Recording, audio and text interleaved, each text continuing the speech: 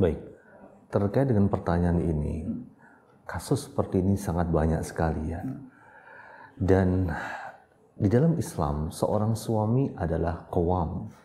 Suami adalah pemimpin. Ar-rijalu qawwamuna 'alan nisa. Seorang pria adalah pemimpin bagi kaum wanita. Maka seorang pemimpin harusnya dia menyadari perannya dan dia bisa menjalankan perannya. Maka ini dua hal yang tidak boleh dilalaikan begitu saja. Sadar peran dan jalankan peran. Nah, di antara kewajiban suami adalah suami punya kewajiban meluruskan tulang rusuk yang bengkok ya.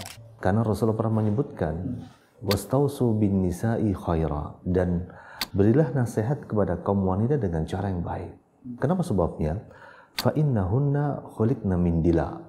Karena mereka diciptakan dari tulang rusuk, dan tulang rusuk yang paling bengkok adalah yang paling atas ya. Jikalau engkau biarkan tulang rusuk yang bengkok itu tidak engkau luruskan, tidak engkau nasihati, maka dia akan terus bengkok. Tapi kalau kemudian engkau paksa, dia akan patah.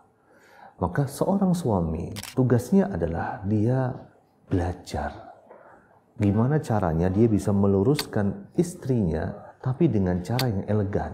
Jadi bukan dibiarkan, bukan juga dikerasin, enggak, tapi dengan cara elegan. Kenapa sebabnya? Khawatir jikalau hal ini dibiarkan oleh suami, maka sang suami masuk dalam kategori suami yang dayuth ya. Karena Rasulullah pernah menyebutkan yang tidak akan pernah mencium bawangnya surga, di antaranya adalah ad-dayuth. Maka nasihat saya buat sang suami tadi adalah bertakwa kepada Allah. Gak bisa dibiarin kayak gini. Gimana caranya? Maka sang suami yang paling tahu. Saya yakin udah punya anak. Masa udah punya anak sekian tahun gak tahu karakter istri? Maka ketika kita ingin meluruskan istri, cobalah. Tidak langsung kemudian kita to the point, gak bisa. Misalnya gini, caranya gini. Kita cari dulu istri kita senangnya apa. Oh, senangnya jalan-jalan ke Batu, nginep di villa, diajak kulineran, yang kata orang Jawa witing tresno jalaran soko kuliner. Habis itu diajak ngobrol baik-baik. Insya Allah itu akan lebih menjadi nasihat yang mengena di hati istri.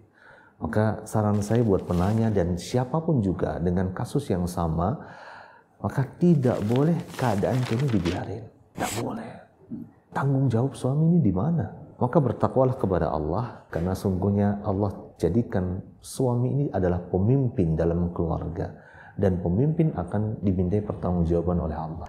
Kadarnya di titik mana kita harus terus berjuang, di titik di mana kita masih diberikan nafas oleh Allah.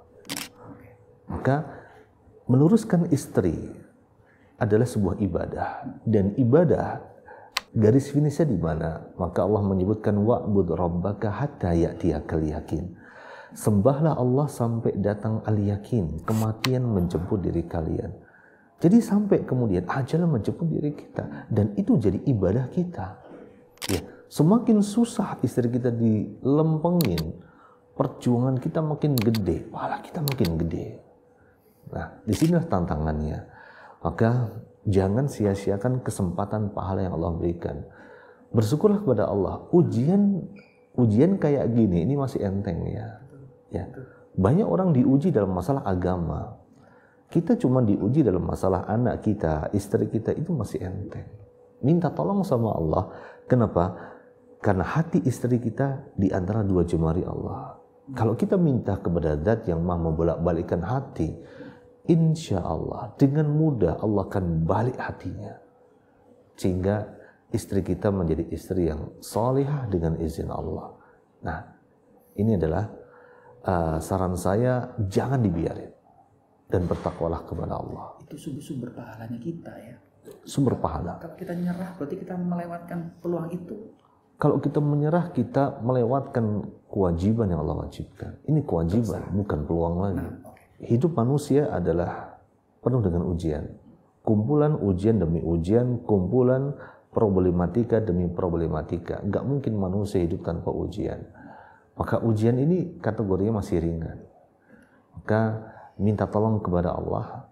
Ketika Allah memberikan ujian kepada kita, Allah itu sayang sama kita.